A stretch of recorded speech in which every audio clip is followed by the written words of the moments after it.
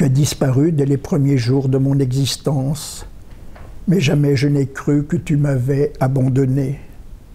J'ai toujours pensé à toi avec tendresse, tout en sachant que tu étais l'absente, une absente qui imposait fréquemment sa présence, si bien que très souvent tu as été là, participant à tout ce que je vivais.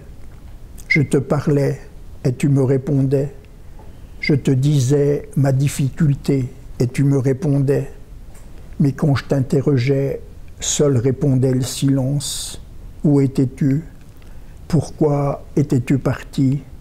Pourquoi m'avais-tu laissé? Je voulais retirer de ta vie ce qui t'avait détruite. Je voulais t'arracher à la mort et te voir heureuse. J'inventais l'amour que tu m'aurais donné, cette tendresse que j'appelais et qui aurait cautérisé la blessure. Mais parfois tu t'éloignais, le mirage prenait fin et je m'effondrais. Tu n'étais plus qu'une présence creuse, un regard clos qui ne savait plus me faire vivre, ce visage qui lentement s'effaçait et se refusait à revenir. Ainsi, au long des longues années, ce fut cette continuelle alternance de rupture et de retrouvailles, de désolation et d'allégresse, d'extrême solitude et de retour à toi, à ta bienfaisante lumière. Jamais je ne me suis lassé d'attendre et toujours ce fol espoir m'a porté. Te voir apparaître, te voir ouvrir les bras, me serrer contre toi. Voilà, encore 2 ou 3 mots pour dire que toute mon histoire et toute mon écriture est sortie de ce qui s'est passé. Bien sûr que j'ai mis très longtemps à le savoir, à le comprendre. Tout ce qui s'est passé pour moi quand j'ai été séparé de ma mère à l'âge de 1 mois.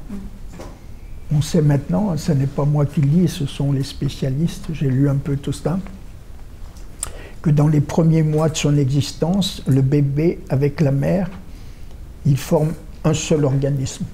Ce ne sont pas 2 organismes juxtaposés, mais un seul. Et quand le bébé, évidemment, est séparé de la mère, c'est littéralement comme s'il était coupé en 2.